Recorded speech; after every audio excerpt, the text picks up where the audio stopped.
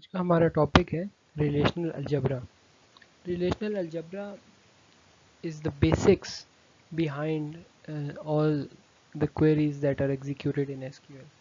जो जितना भी हमारी चीज़ें हम SQL के अंदर यूज़ करते हैं essentially they have been derived from these mathematical concepts जिनको हमने रिलेशनल अलजेब्रा में पहले डिवाइस किया, उनको प्रूव किया और उसके बाद we further evolved into some computational forms. और फिर हमने कहा कि ओके एसक्यूएल को बनाया जाए, उसके अंदर जो जो चीज़ें हमने एसक्यूएल के अंदर डिफरेंट कंपोनेंट्स बनाए तो वो सब एक एक करके बनते गए ओवर द ईयर्स।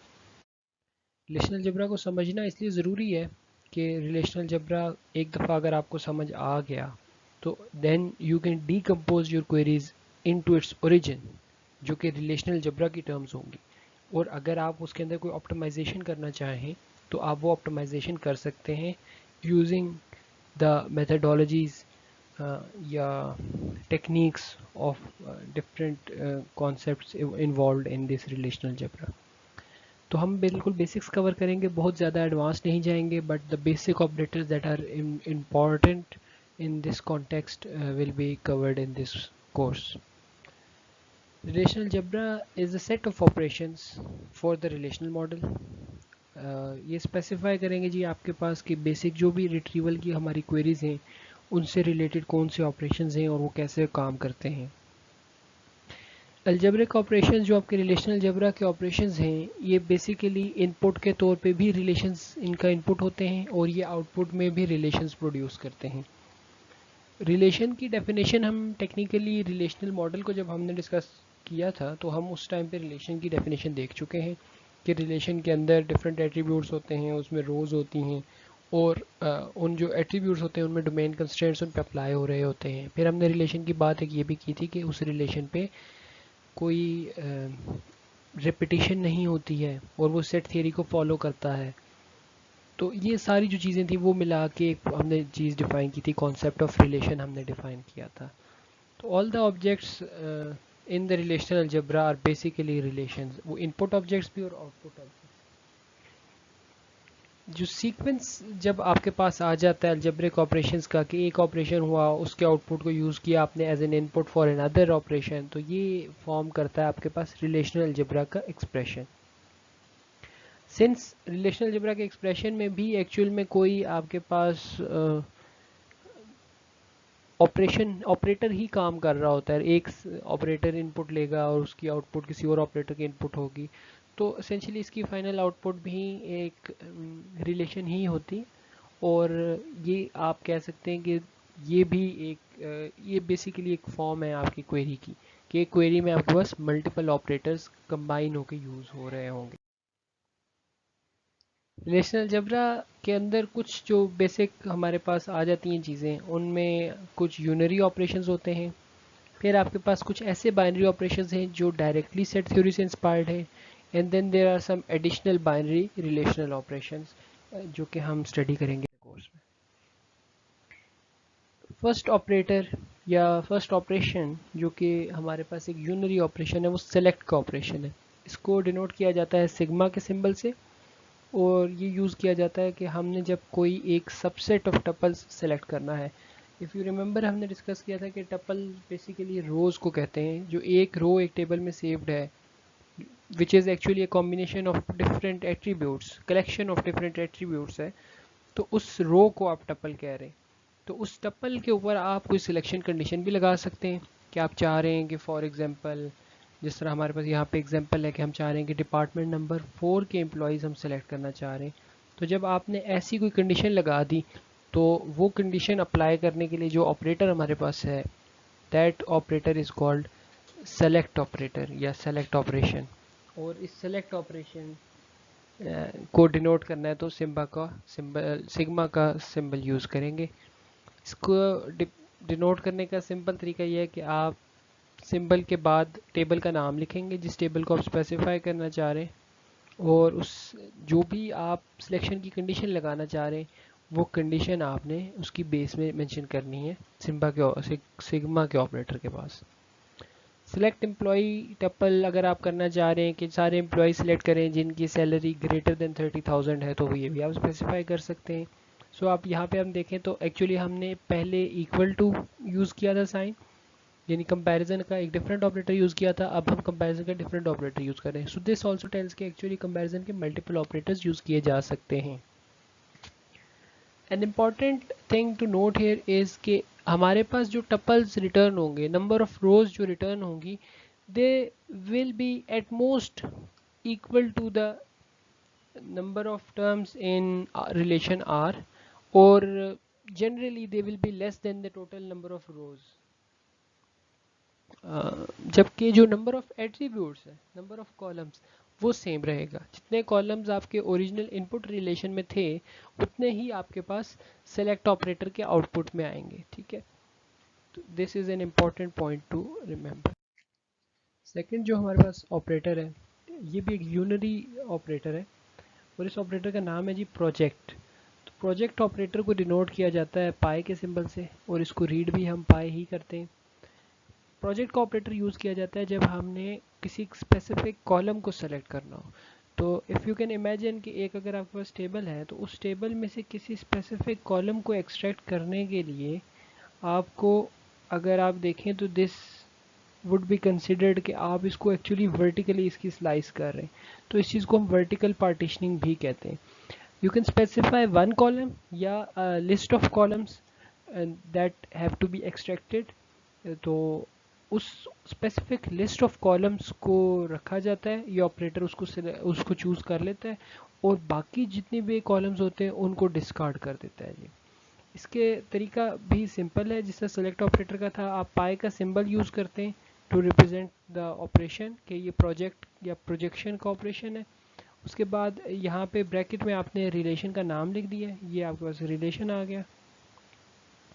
और प्रोजेक्ट की जो बेस में आपने सबस्क्रिप्ट में लिस्ट ऑफ कॉलम्स लिख दी कि जो जो कॉलम्स प्रोजेक्ट करने से मुराद कि जो जो कॉलम्स को आपने रिटेन करना है उनको ये रिटेन करेगा और बाकी सब कॉलम्स को डिस्कार्ड कर देगा, और रिजल्ट जो आपके पास आएगा वो अगेन एक रिलेशन ही होगा जिस रिलेशन में ये स्पेसिफाइड कॉलम्स मौजूद होंगे और बाकी कॉलम्स वो रिमूव कर देगा।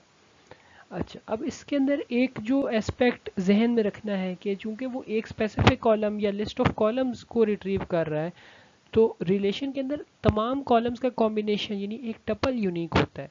तो इट इज़ पॉसिबल कि वो जो कॉलम सेलेक्ट कर रहा है उस कॉलम के अंदर वैल्यूज़ यूनिक ना रहें। फॉर एग्जांपल, अगर आपके पास एम्प्लॉई का एक टेबल है जिसके अंदर एम्प्लॉई का SSN नंबर है और उसका डिपार्टमेंट नंबर है, और आप सिर्फ डिपार्टमेंट नंबर सेलेक्ट कर देते हैं। अब लेट से आपके पास डेटा था जिसमें एम्प्लॉई SSN नंबर 1, 2, 3 और 4 एग्जिस्ट कर रहे थे, और उनके डिपार्टमेंट नंबर थे 10, 20, 10 और 30। सो इन दिस केस जब आप सिर्फ डिपार्टमेंट नंबर को एक्सट्रैक्ट करेंगे तो वो इस पूरे कॉलम को एक्सट्रैक्ट करेगा, और इस कॉलम के अंदर जब वो इन्फॉर्मेशन उसने एज अ रिलेशन रिप्रेजेंट करनी है, तो अब वो 10, 20, 10, 30 को ये चीज़ रिलेशन की प्रॉपर्टीज़ से पूरी नहीं उतरती। उसकी वजह यह है कि हमने कहा था कि एक रिलेशन जो होता है वो सेट थ्योरी पे बेस्ड होता है और उसमें डुप्लीकेशन नहीं हो सकती, whereas in this column in this data there is a duplication, तो वो इस डेटा को 10 की इन्फॉर्मेशन को डिलीट कर देगा। अब आपके पास सिर्फ 3 वैल्यूज़ रह जाएंगी, 10, 20 और 30। तो दिस इज़ इम्पॉर्टेंट कि जब वो आप कॉलम सेलेक्ट करते हैं तो इन केस वहाँ पे डुप्लीकेट इन्फॉर्मेशन आ रही हो तो वो फिर उसको रिमूव कर देता है। ये हमारे पास एक कंपनी स्कीम है जिसको हम पहले देख चुके। इसके अंदर डिफरेंट टेबल्स हैं जो कि हमने रिप्रेजेंट किया था कि प्राइमरी कीज़ भी हैं इसमें और इसमें फॉरेन रेफरेंसेस भी हैं फॉरेन की के। अगर आप एक स्पेसिफिक स्टेट एग्जांपल के तौर पे देखना चाहें तो दिस इज़ अ स्टेट के जिसमें एम्प्लॉई के टेबल के अंदर कुछ रोज़ पड़ी हुई हैं, डिपार्टमेंट के टेबल में हैं, वर्क्स ऑन में भी हैं, प्रोजेक्ट, डिपेंडेंट और डिपार्टमेंट लोकेशन, जितने भी टेबल्स हैं हर एक में कुछ डेटा पड़ा है। वो प्राइमरी की फॉरेन की कंस्ट्रेंट्स के थ्रू ये सब आपस में लिंक्ड है। फॉर एग्जांपल, एम्प्लॉय के टेबल में प्राइमरी की हर एम्प्लॉई के अगेंस्ट आपने डिपार्टमेंट नंबर मेंशन कर दिया कि डिपार्टमेंट नंबर 1 से बिलोंग करता है, 4 से बिलोंग करता है, 5 से, और उन डिपार्टमेंट्स के परस्पेक्टिव से यहाँ पे आपके पास रोज़ मौजूद हैं जो कि प्राइमरी की यहाँ डिपार्टमेंट नंबर बता रहा है कि 1 department number is headquarter, 4 department number is administration और 5 department number is research. Before we move further, यहाँ पे हमारे पास एक ये चीज़ है जी कि रिलेशनल अलजेब्रा के एक्सप्रेशंस जो कि हमने थोड़ा सा पहले भी देखा था कि हम अगर उन ऑपरेशंस को जो रिलेशनल अलजेब्रा के ऑपरेशंस हैं वन आफ्टर अनदर परफॉर्म करें तो they form a relational algebra expression. अब हम उसको दिखने का एक तरीका ये हो सकता है कि हम उनकी नेस्टिंग कर दें कि एक ऑपरेशन लिखा, उसके जो आउटपुट आई वो दूसरे एक्सप्रेशन में यूज़ कर ली एंड सो ऑन. एक दूसरा जो तरीका हो सकता है कि हम एक्चुअली इसकी आउटपुट्स को इंटरमीडिएट रिजल्ट रिलेशंस में सेव कर लें, उनको कोई नाम असाइन कर दें और उसके बाद उन जो इंटरमीडिएट रिलेशंस थे उनको इस्तेमाल कर लें. इसकी एग्जांपल हमारे पास फॉर एग्जांपल ये हो सकती है कि अगर हम ये चाहते हैं कि हम एक स्पेसिफिक डिपार्टमेंट नंबर के एम्प्लॉयज़ के कुछ ख़ास एट्रीब्यूट्स सेलेक्ट कर लें. So one way to write is कि हम सेलेक्ट ऑपरेटर यूज़ करें और डिपार्टमेंट नंबर स्पेसिफाई कर दें इन द सिलेक्शन कंडीशन, और उसके बाद जो भी वो रिलेशन रिज़ल्ट रिटर्न होगा उसमें से प्रोजेक्ट कर लें जो कॉलम्स आपको चाहिए. तो प्रोजेक्ट का ऑपरेटर आपने यहाँ यूज़ कर लिया है, उससे पहले आपने सेलेक्ट यूज़ किया था. तो ये जो नेस्टेड फॉर्म में आपने यूज़ किया, this is also relational algebra expression and this works perfectly fine. इसके दूसरा अल्टरनेट ये हो सकता है कि फर्स्ट आप सेलेक्ट ऑपरेटर अप्लाई करें जो कि हमने यहाँ पे किया है, और उसके बाद हम इसकी जो आउटपुट आएगी उसको रिलेशन को सेव कर लें किसी स्पेसिफिक नाम से. फॉर एग्जांपल हमने कह दिया डिपार्टमेंट 5 एम्प्लॉयज़.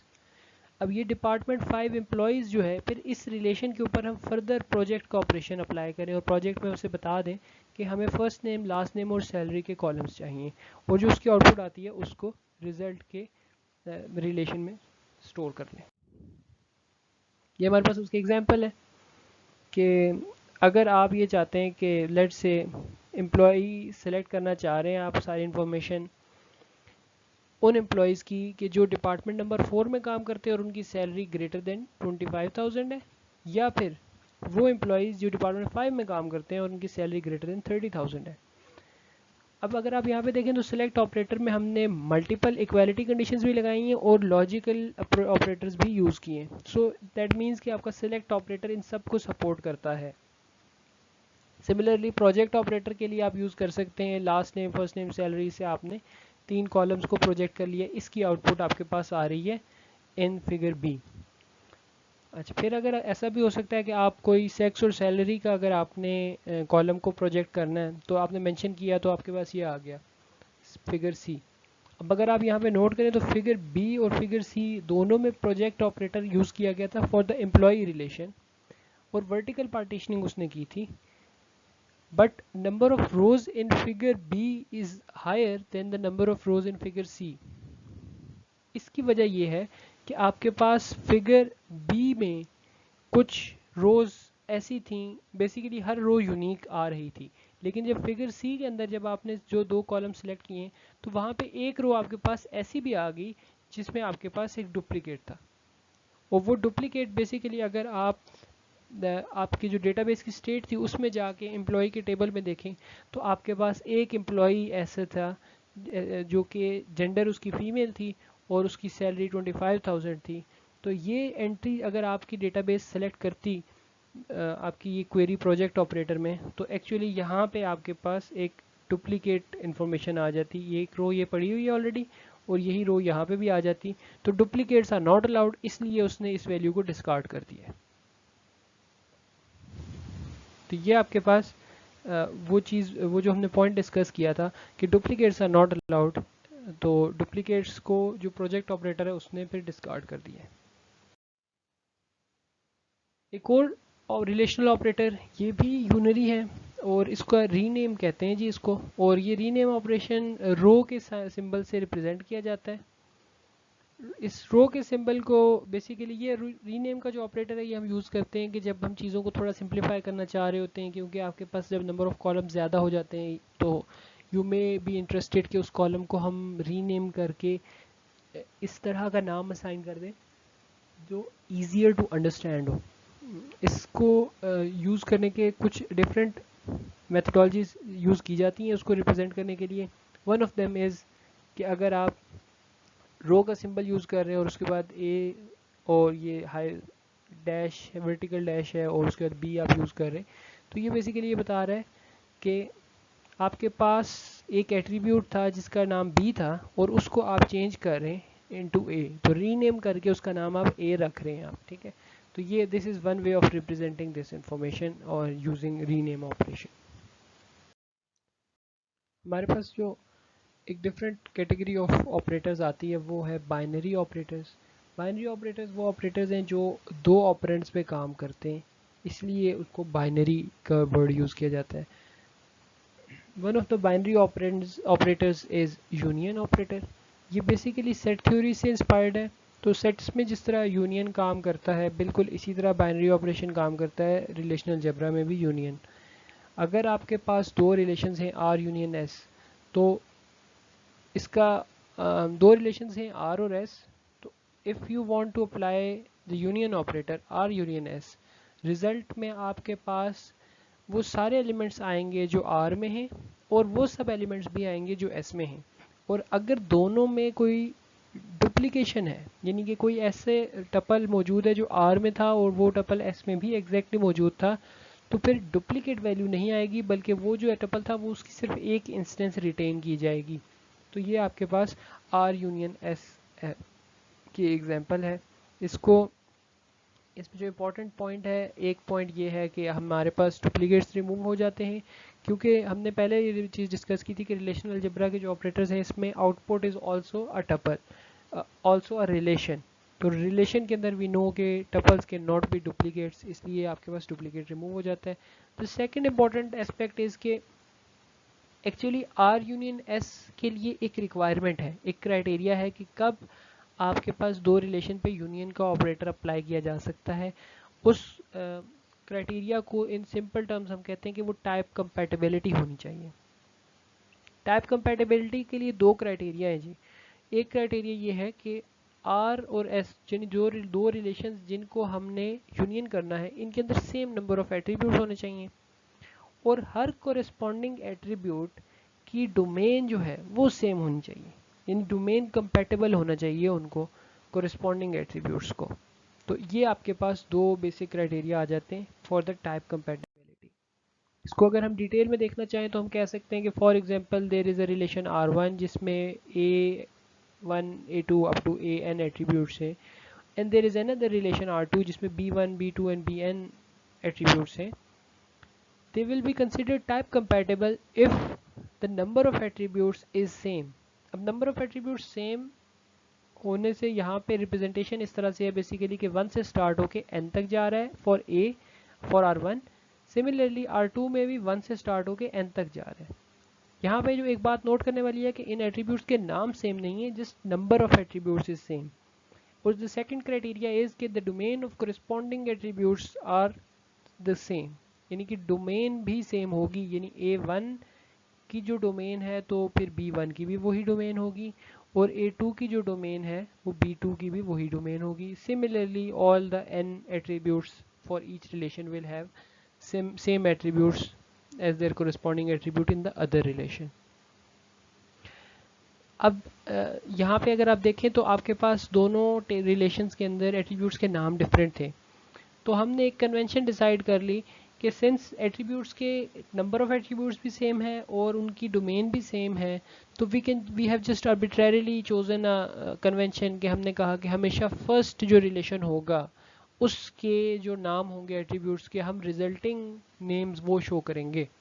तो रिजल्ट में जो रिलेशन आएगा उस रिलेशन के एट्रीब्यूट्स के नाम वो होंगे जो फर्स्ट रिलेशन में हैं। सो अगर आपने इसको R1 यूनियन R2 के ऑपरेटर के थ्रू आउटपुट अचीव की है, तो फिर R1 के जो एट्रीब्यूट्स के नाम हैं वो नाम होंगे रिजल्टिंग रिलेशंस में, और R2 यूनियन R1 में जो आपने ऑपरेशन से आउटपुट अचीव किया तो फिर आपके पास R2 वाले एट्रीब्यूट नेम्स होंगे।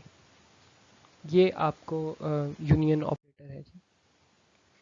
इसकी हमारे पास एक एग्जांपल आ जाती है। फॉर एग्जांपल अगर हम चाह रहे हैं कि दो सेट्स ऑफ रिजल्ट्स हैं जिनको हम यूनियन करना चाह रहे हैं, ठीक है, दो सेट्स ऑफ रिजल्ट किस तरह आ सकते हैं कि अगर आपके पास एक रिक्वायरमेंट ये आ गई, retrieve social security number of all employees who either work in department 5 और directly supervise an employee who works in department 5। तो या तो वो खुद डिपार्टमेंट 5 में काम करते हैं या फिर वो किसी डिपार्टमेंट 5 के एम्प्लॉय के सुपरवाइज़र हैं, तो आपको उनके इंफॉर्मेशन चाहिए, उनके सोशल सिक्योरिटी नंबर्स चाहिए। सबसे पहले तो आपने डिपार्टमेंट 5 के एम्प्लॉयज़ चूज़ किए, उसको टेम्प्रेरी रिलेशन में सेव किया डिपार्टमेंट 5 एम्प्लॉयज़ के नाम से, फिर उसमें से आपने SSN नंबर को प्रोजेक्ट कर लिया, तो ये आपके पास रिजल्ट 1 आ गया, डिपार्टमेंट 5 के सारे एम्प्लॉयज़ आ गए। लेकिन अभी तक आपके पास वो इन्फॉर्मेशन नहीं आई कि ऐसे कौन से एम्प्लॉयज़ हैं जो डिपार्टमेंट 5 के एम्प्लॉयज़ को सुपरवाइज़ करते हैं। इसका रिजल्ट आपके पास ऐसे आएगा कि आप डिपार्टमेंट 5 के एम्प्लॉयज़ में जो डेटा है उसके अंदर सुपरवाइज़र का SSN का जो कॉलम था उसको आप प्रोजेक्ट कर लें, उसको आप चूज़ कर लें, तो आपके पास रिजल्ट 2 में वो एम्प्लॉयज़ का SSN नंबर आ जाएंगे जो सुपरवाइजर्स हैं of the employees of department 5। Now it could be कि आपके पास, आपको चूँकि दोनों के रिजल्ट चाहिए, तो इसलिए आपको ओवरऑल एक रिजल्ट चाहिए था, टोटल एक sequence of social security numbers for the both of the criteria. तो इसलिए आपने रिजल्ट 1 यूनियन रिजल्ट 2 कर दिया, तो उसका आपके पास आउटपुट आपने स्टोर करा दी रिजल्ट के टेबल में, ठीक है। तो union operation produces the tuples that are in either result 1 और रिजल्ट 2 और बोथ, ये चीज़ वी हैव ऑलरेडी डिस्कस्ड। इसकी आउटपुट आपके पास ये आ रही है जी, फॉर एग्जांपल रिजल्ट 1 के अंदर कुछ एम्प्लॉयज़ का SSN नंबर आ गया, रिजल्ट 2 के अंदर आपके पास कुछ ऐसे एम्प्लॉयज़ का SSN नंबर आ गया जो डिपार्टमेंट 5 के एम्प्लॉयज़ के सुपरवाइज़र हैं। इफ़ यू नोटिस, तो एक्चुअली देयर इज़ अ रो जो डुप्लीकेट है। ये वाला जो एट्रीब्यूट, ये वाली जो स्पेसिफिक टपल है, ये बता रहा है कि ये एम्प्लॉई डिपार्टमेंट 5 में काम करता है, और रिज़ल्ट 2 के अंदर ये रो बता रही है कि ये एम्प्लॉई डिपार्टमेंट 5 के एम्प्लॉयज़ का सुपरवाइज़र भी है।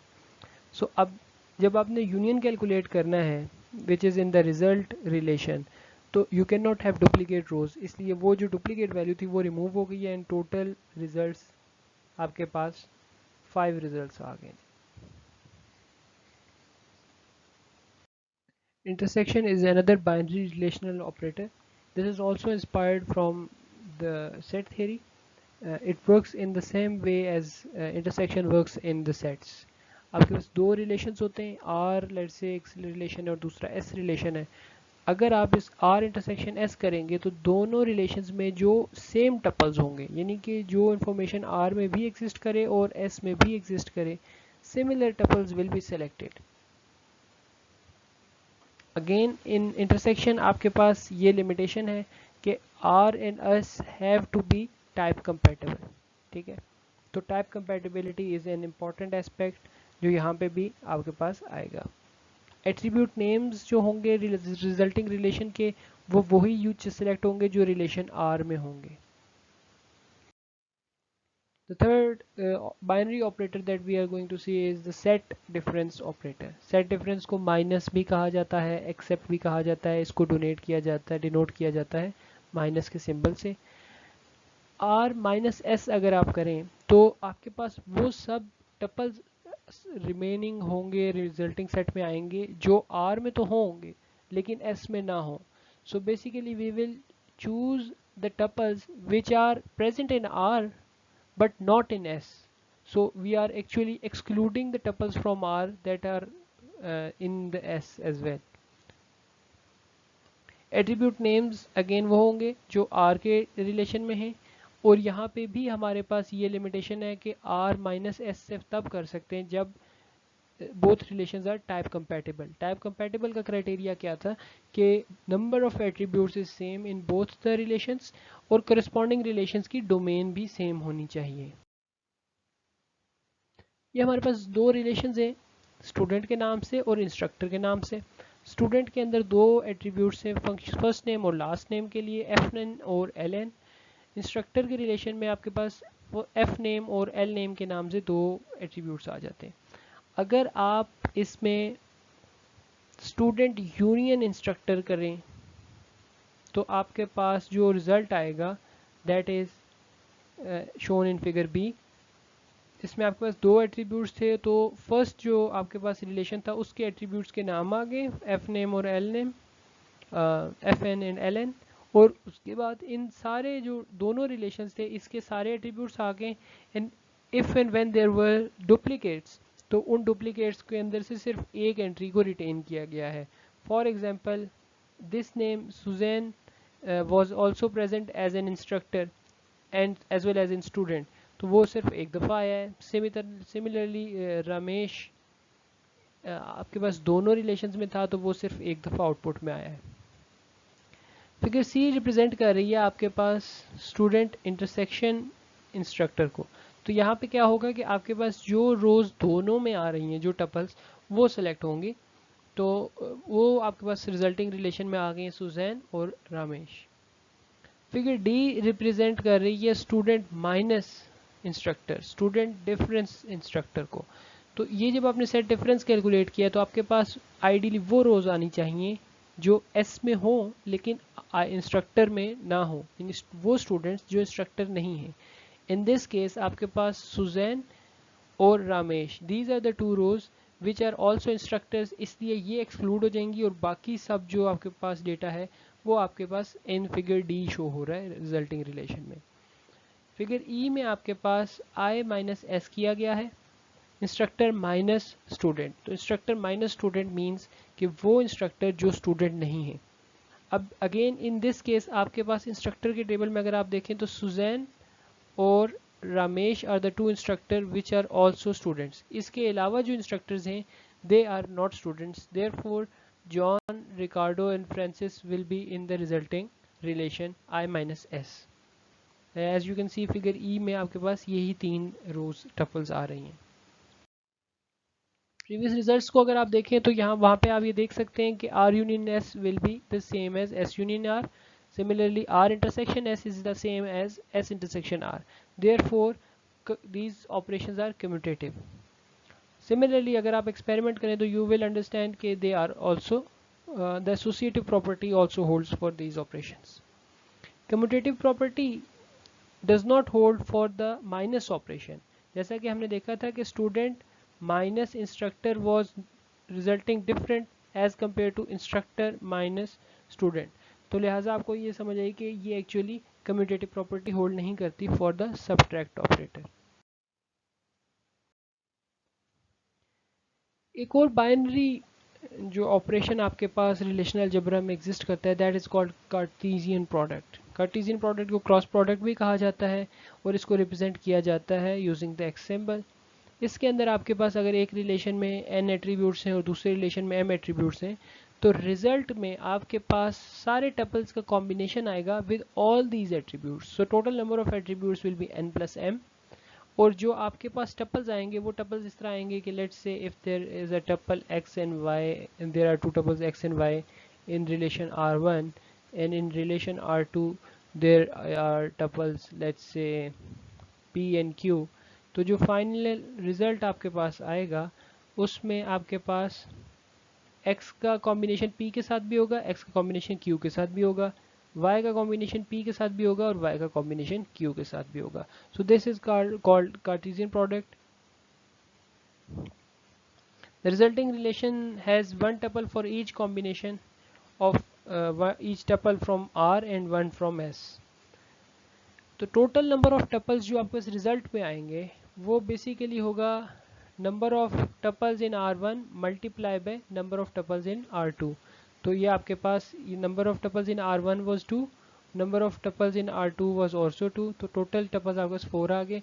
And as you can see के रिजल्ट में आपके पास 4 टपल्स रिटर्न हुए थे XP, XQ, YP and YQ। तो ये चीज़ आपके पास यहाँ पे हमने मेंशन की है कि इन दोनों को अगर आप मल्टीप्लाई कर दें number of tuples of each relation तो फाइनल जो कार्टेशियन प्रोडक्ट के नंबर ऑफ टपल्स हैं वो आपके पास आ जाएंगे। और यहाँ पे अब ये the thing important point to note is कि they do not have to be type compatible. By itself cross product is not a meaningful operation in general, क्योंकि आपके पास वो हर चीज़ के कॉम्बिनेशन बना रहा होता है एंड दोज कॉम्बिनेशन में not represent the true information. For example अगर हम ये एक्सट्रैक्ट करना चाहें कि वो फीमेल एम्प्लॉयज़ के नाम और उनकी डिपेंडेंट के नाम हम अगर सेलेक्ट करना चाहें तो we can perform a select operation where sex is equal to female on the employee relation. इसके रिजल्ट को हमने फीमेल एम्प्लॉयज़ के तौर पे स्टोर किया और फिर फीमेल एम्प्लॉयज़ के ऊपर आपने प्रोजेक्ट का ऑपरेशन लगा के फर्स्ट नेम, लास्ट नेम और असिस्टेंट सेलेक्ट कर दिया एम्प्लॉय नेम्स में।